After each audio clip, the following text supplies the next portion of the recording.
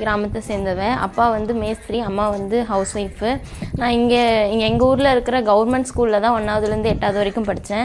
9th 10th மாம்பட்டியில் இருக்கிற government high ஸ்கூலில் படித்தேன். 11th 12th ஊத்தங்கரில் இருக்கிற கவர்மெண்ட் கேர்ள்ஸில் படித்தேன். 12th நான் அங்கே படிச்சுட்டு இருக்கும்போதே என்னை மாடல் ஸ்கூல் கிருஷ்ணகிரி மாடல் ஸ்கூலில் செலக்ட் பண்ணாங்க. அங்கே போய் நான் 12th கண்டினியூ பண்ணேன். அங்கே நல்லா படிக்கிறேன்னு சொல்லிட்டு சென்னை சைதாப்பேட்டில் அங்கே இருக்கிற கவர்மெண்ட் ஸ்கூலில் மாடல் ஸ்கூலில் என்னை வந்து செலக்ட் பண்ணாங்க.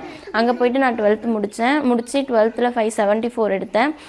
அதுக்கப்புறம் கரண்ட்லேயே நீட் எழுதினேன். நீட்டில் ஆனால் ரொம்ப கம்மி மார்க்கு. அதனால் எனக்கு டாக்டர் படிக்கணும்னு ஆசை. அப்பாட்ட கேட்டேன். வீட்டில் கஷ்டம்தான், இருந்தாலும் ஒரு வருஷம் எஸ்விபி நீட் கோச்சிங் சென்டர் நாமக்கல்ல அங்கே படிக்க வச்சாங்க. அங்கே மேனேஜ்மெண்ட்டும் டீச்சர்ஸும் ஃபுல் சப்போர்ட், அப்புறம் பேரண்ட்ஸோட சப்போர்ட்டோடு சேர்த்து இப்போ நான் 720க்கு 669 மார்க் எடுத்திருக்கேன். எடுத்து தமிழக அரசோட 7.5 இடஒதுக்கீட்டில் முதல் மாணவியாக வந்திருக்கேன்.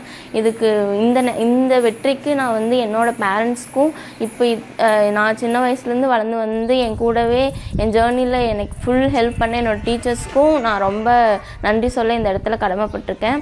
இந்த 7.5 இடஒதுக்கீடுனால தான் என்ன மாதிரி வந்து ஒரு குக்கிராமத்தில் இருந்து இவ்வளோ பெரிய ஒரு டாக்டர் ஆக முடியுதுன்னா அதுக்கு அந்த கவர்மெண்ட் கொடுத்த இந்த 7.5 அப்படின்ற ஒரு ஸ்கீம் தான் காரணம். அந்த ஸ்கீமுக்கு கவர்மெண்ட்டுக்கு ரொம்ப தேங்க்ஸ். 12ஆவதுல 574 mark sir. அப்புறம் வந்து பொண்ணு டாக்டர் ஆகணும்னு ஆசைப்பட்டுச்சுங்க.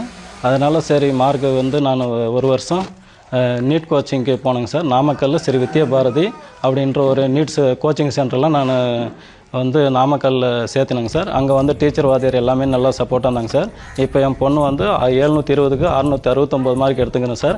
மாநிலத்தில் 7.5 இடஒதுக்கீட்டில் மாநிலத்தில் முதலிடமாக வந்துக்கிறது என் பொண்ணு ரொம்ப சந்தோஷமாக இருக்குங்க சார்.